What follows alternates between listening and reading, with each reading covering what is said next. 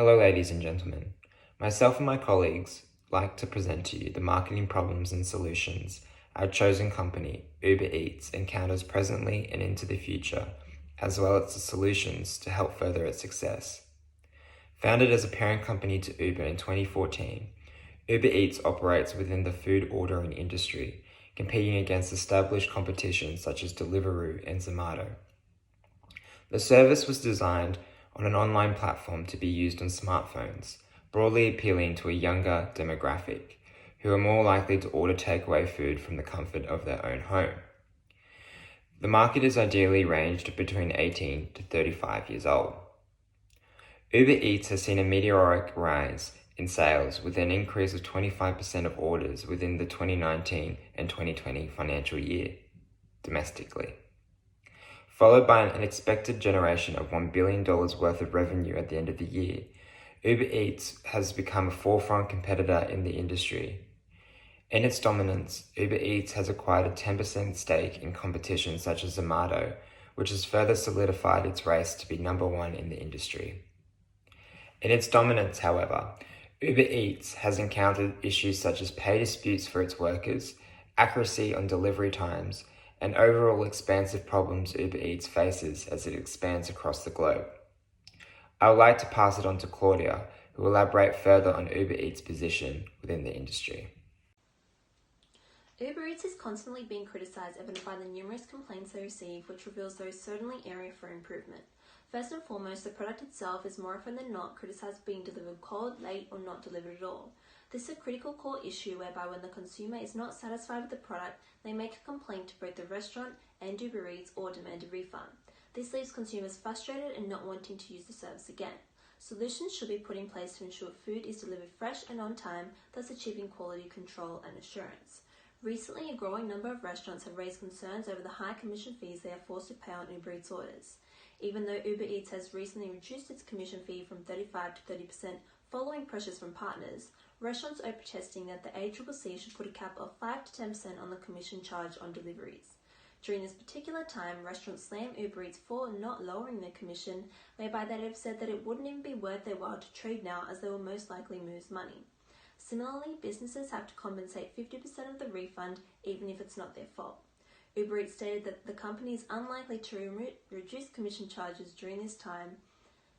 However, in order to improve their service, it is crucial Uber Eats assume accountability for their delivery service and slash the commission rates as highly requested by all those trading with Uber Eats.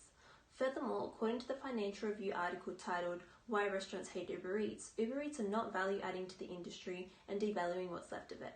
Essentially, Uber Eats fails to provide a customer service experience and ambience in which eating in a restaurant would.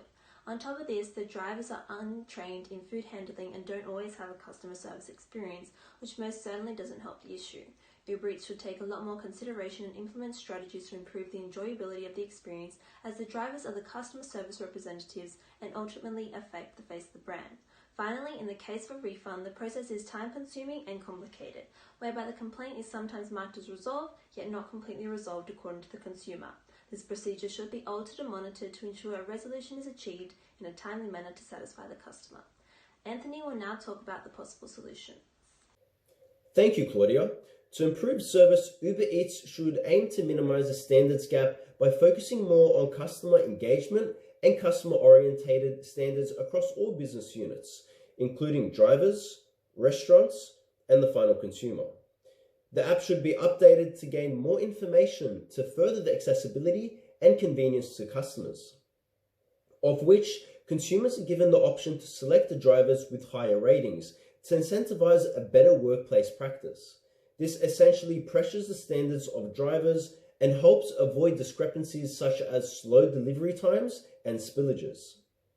Also, restaurants should be funded to provide protective seals and bags with secured straps to help eliminate chances of contamination by drivers.